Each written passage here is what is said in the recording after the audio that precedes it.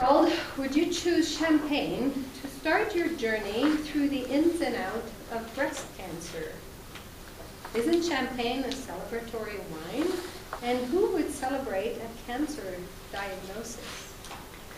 In fact, why is it that we pull out champagne for special occasions? Kirsten Fox is our next presenter. She will discuss how she started her cancer journey with champagne.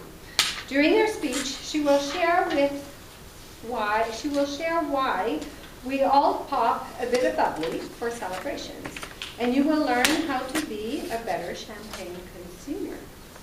She's working on her 5th speech in the Compton Communicator Manual called Your Body Speaks. Her objectives are to use movement, gestures, facial expression, and eye contact to express her message. Her body language should be smooth and natural. The timing for her speech is 5 to 7 minutes.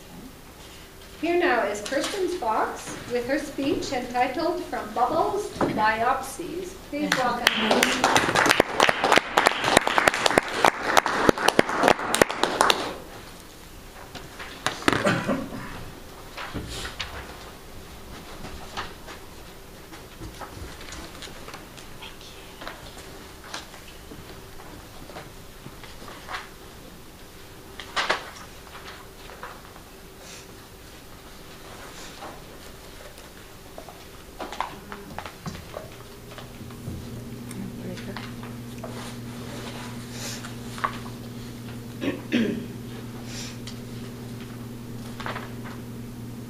Before I officially begin, I'd like to ask if you can consider yourself a part of an audience at a fundraising wine pairing dinner at Huntsman Cancer Center.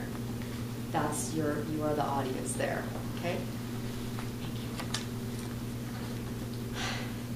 My adventure with cancer began when my company that I worked for, called Phoenix Wine and Spirits, was purchased by Southern Wine and Spirits in September of 2013.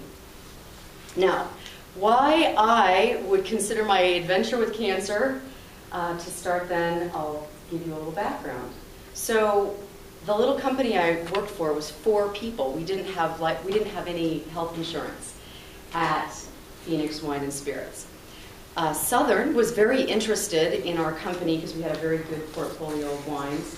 So they came into Utah and purchased us with platinum benefits, which were huge. And we, my family, my husband and I, children know, celebrated with some champagne. Now, it wasn't this kind of champagne. It was an actual champagne called Veuve Clicquot. You may have seen it. It's a yellow label. It's not super expensive. It's from the Champagne region of France. We popped that because that was a huge change in our family. Now, Veuve Clicquot is made in Champagne, France. And we all talk about using champagne to celebrate at special occasions. So why do we do that? Why don't we pull out a scotch or a brandy or a beer?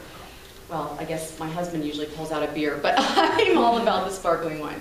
So champagne, if you call it champagne, actually has to be made in the Champagne region of France.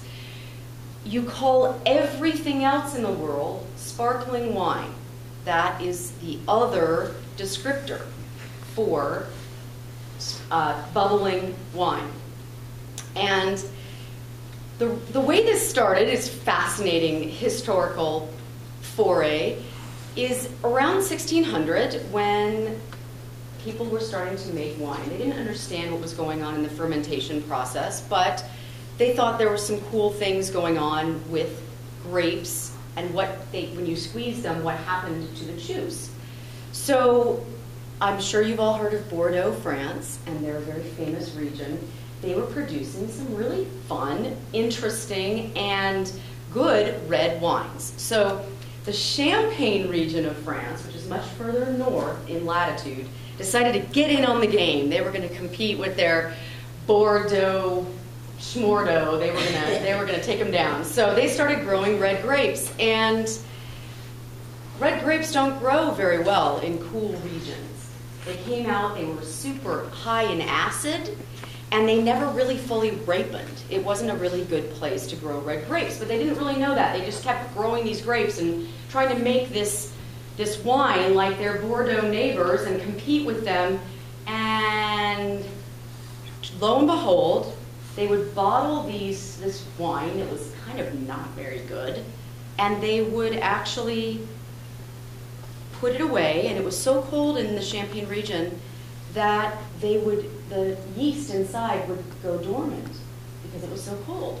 Well, in the spring, it would heat back up as the yeast came back to, start to eat the sugars, and the bottles would start exploding. The people that worked in most of the monasteries there would actually wear catcher's mitt types of facial guards because the bottles were exploding so much. And so, but they didn't know why. They thought it was the devil getting into the bottles. They thought, oh, that was the problem with this bag. So Dom Perignon actually didn't invent champagne, but he did invent the mousselet that goes on top, that cage that holds the cork into the bottle. And in the early 1700s, the English came up with thick, really strong bottles.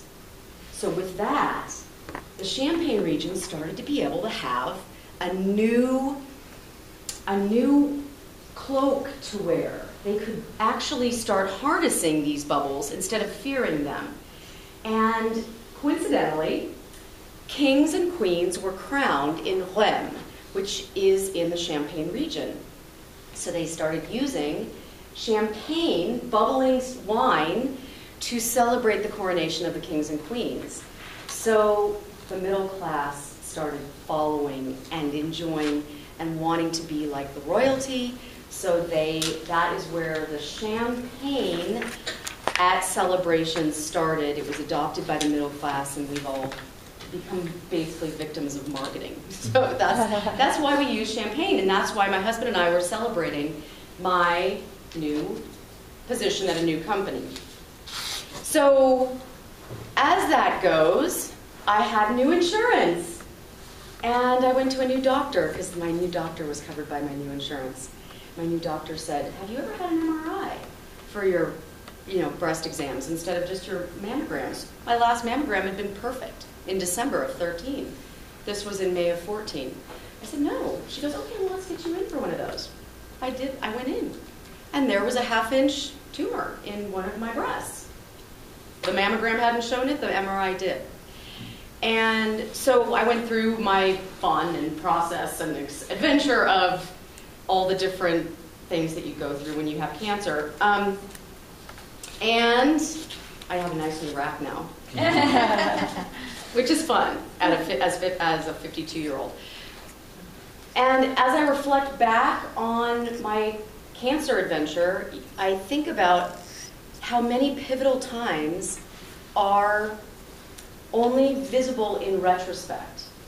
And I look at the champagne that we use, not a sparkling wine, this is a sparkling wine, and I realize that now the sound of the pop of the cork is the sound of my life being saved as I was able to go through my experience with the sparkling wine and the champagne. Thank you.